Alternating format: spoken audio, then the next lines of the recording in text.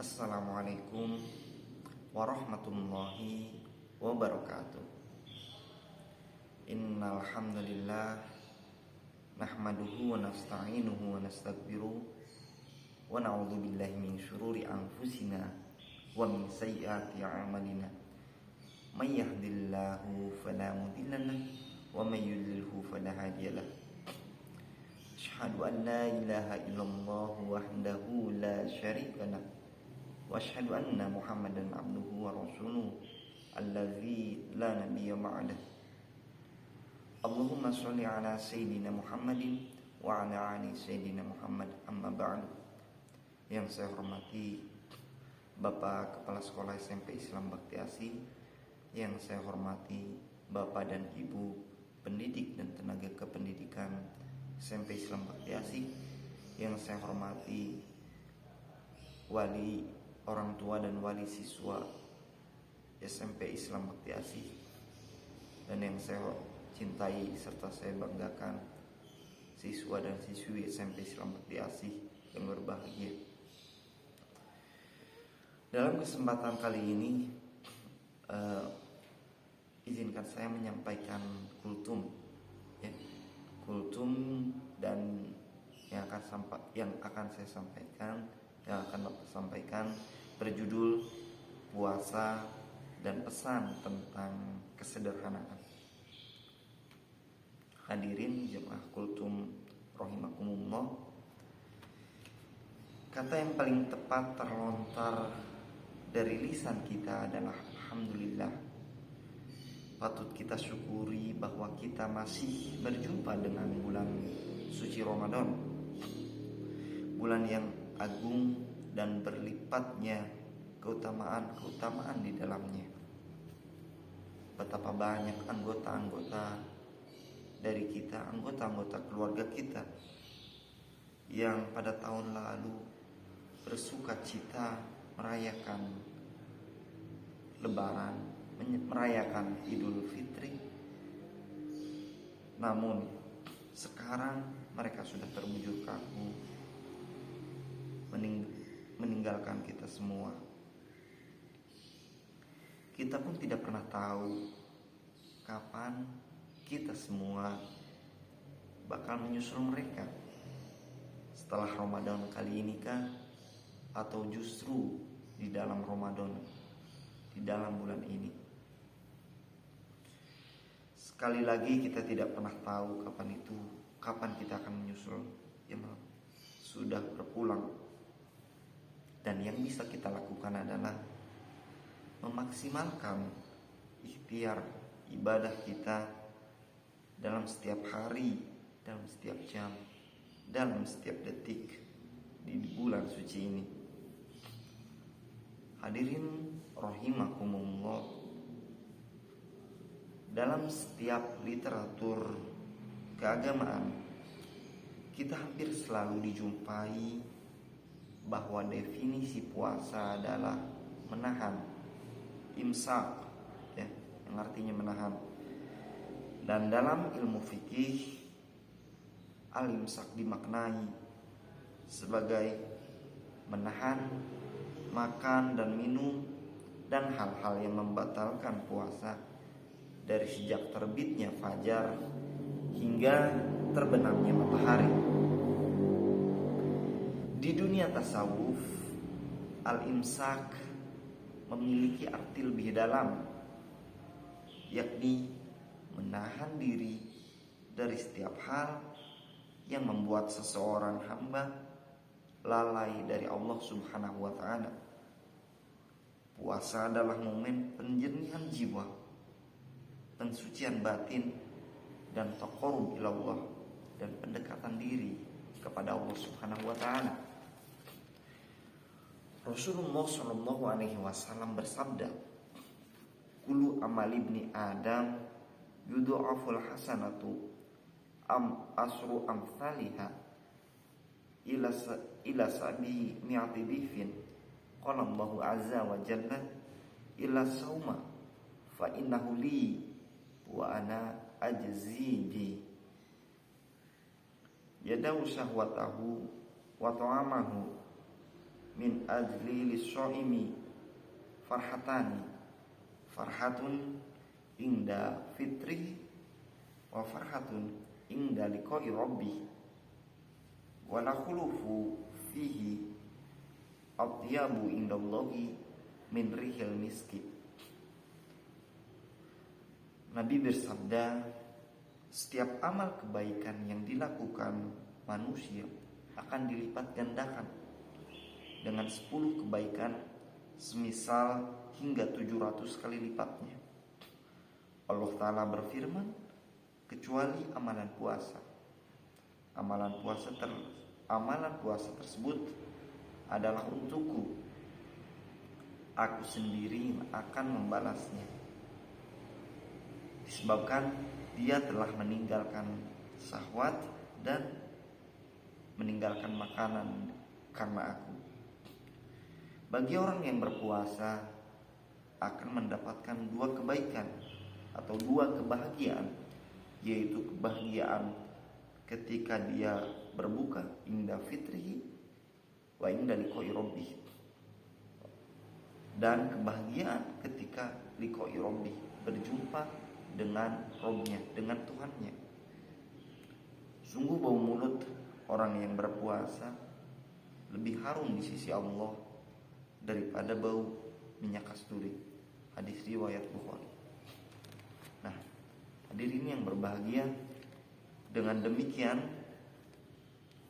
kata kunci dalam puasa adalah menahan atau mengendalikan. Puasa adalah madrasah bagi tiap individu untuk tidak hanya menahan diri dari makan dan minum, tapi juga mengendalikan diri dari segenap perilaku yang mubazir, keinginan-keinginan yang tidak penting, serta akhlak-akhlak tercela semacam tamak, angkuh, pamer, bohong, bangga diri, berfoya-foya, atau meremehkan orang lain. Nah, ibadah puasa Ramadan merupakan wahana pendidikan rohani agar kita piawai menahan diri dari godaan dan kuasa nafsu jasmania dalam berbagai bentuknya.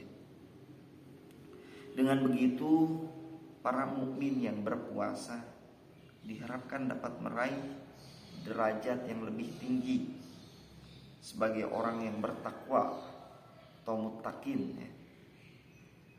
Nah, pertanyaannya adalah sejauh mana kualitas kita dalam ikhtiar imsak, dalam ikhtiar menahan diri.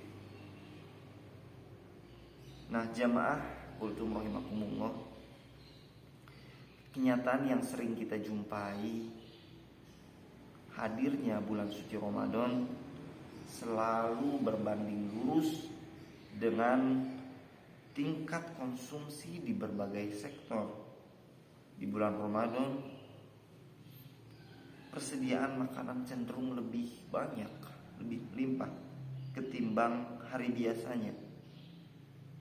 Barang-barang dagangan kian laris dan pusat-pusat perbelanjaan kita kian diserbu orang, kian ramai diserbu orang. Di pasar, di swalayan, orang-orang menyerbu tempat-tempat tersebut.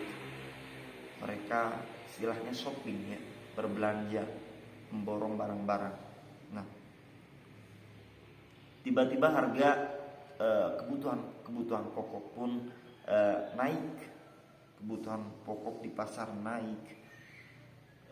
Kondisi ini bahkan terjadi, ya, kenaikan harga bahan pokok ini terjadi bahkan sejak sebelum datangnya bulan Ramadan. Nah, selain sektor makanan dan minuman, ya, peningkatan konsumsi juga terjadi pada kebutuhan sandang seperti baju, kerudung, baju koko, ya, kerudung, gamis, busana muslim, sarung, mukena, peci, dan seterusnya. Nah, tradisi lebaran yang seolah mewajibkan warga Indonesia untuk tampil serba baru, membuat kebutuhan belanja mereka berlipat ganda. Pokoknya kalau lebaran harus berpakaian baru, itu tradisi atau pemikiran orang-orang yang ada di Indonesia, tradisi di Indonesia. Serba baru harus pakaiannya serba baru. Nah, itu mengakibatkan kebutuhan belanja mereka berlipat ganda. Belum lagi tradisi mudik yang mensyaratkan para pelakunya untuk memiliki kekayaan atau materi yang lebih, baik untuk kebutuhan transportasi maupun saat di kampung halaman. Ada tradisi mudik pula ya. Nah, jadi sejak bahkan datangnya bulan Ramadan, kita justru seakan semakin konsumtif ya. Kebutuhan belanja kita lebih banyak. Nah, sebenarnya hadirin yang berbahagia, tidak ada masalah apabila yang diikhtiarkan memang benar-benar merupakan kebutuhan. Nah, yang sangat tidak dianjurkan adalah saat kita serius membelanjakan sesuatu yang sebatas keinginan. Nah, disinilah kita belajar membedakan antara kebutuhan dan keinginan. Pengeluaran yang hanya didasarkan nafsu, gengsi, atau pamer itu tak layak disebut kebutuhan. Nah, momentum puasa menjadi sarana penempaan seorang hamba agar istiqomah bertahan agar istiqomah al-imsak ya, di jalur kesederhanaan, sebagaimana dicontohkan atau diteladankan oleh Rasulullah SAW. Rasulullah adalah sosok yang paling sederhana, yang sangat sederhana. Jadi hadirin yang berbahagia, puasa adalah melatih manusia untuk memenuhi kebutuhan-kebutuhan, bukan sebatas keinginan-keinginan. Nah, dalam Al-Quran surah Al-A'raf kita juga diingatkan, Allah Subhanahu wa taala berfirman, Bismillahirrahmanirrahim, Ya bani Adama khudumu zinatakum inda kulli masjidin wa kulu washrabu wa la tusrifu innahu la yuhibbul musrifin. Hai anak Adam, pakailah pakaianmu yang indah di setiap memasuki masjid. Makan dan minumlah, dan janganlah berlebih-lebihan. Sungguhnya Allah Subhanahu wa taala tidak menyukai orang-orang yang berlebih-lebihan. Nah, pesan jangan berlebih-lebihan pada ayat tersebut menjadi standar atau syarat setelah Allah mempersilahkan anak cucu Adam untuk berbusana dan memenuhi kebutuhan makan dan minumnya. Jadi Allah mengingatkan untuk tidak berlebih-lebihan. Setelah apa? Setelah kita dianjurkan atau dipersilahkan untuk berpakaian yang bagus ketika akan masuk masjid ya. Pakaianlah pakaian yang bagus untuk memenuhi makan, minum, kita makan dan minumlah. Tapi Allah mengingatkan untuk kita tidak berlebih-lebihan. Allah innal mubadzirina karena ikhwanas syayatin. Allah dalam ayat yang lainnya Allah menjelaskan pula bahwa sungguhnya orang-orang yang mubadzir adalah temannya setan ya.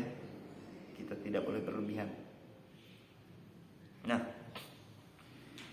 demikian kultum yang dapat saya sampaikan. Semoga Ramadan kali ini kita sanggup lebih dari sebatas puasa jasmani, tapi juga puasa rohani. Dalam pengertian sungguh-sungguh kita dapat mengendalikan musuh terbesar kita, yakni nafsu, untuk memperoleh kebahagiaan yang hakiki kelak bersama Allah Subhanahu wa taala. Kurang lebihnya mohon maaf. Wallahul muwaffiq ila aqwamit thoriq. Fastabiqul khairat. Wassalamualaikum warahmatullahi wabarakatuh.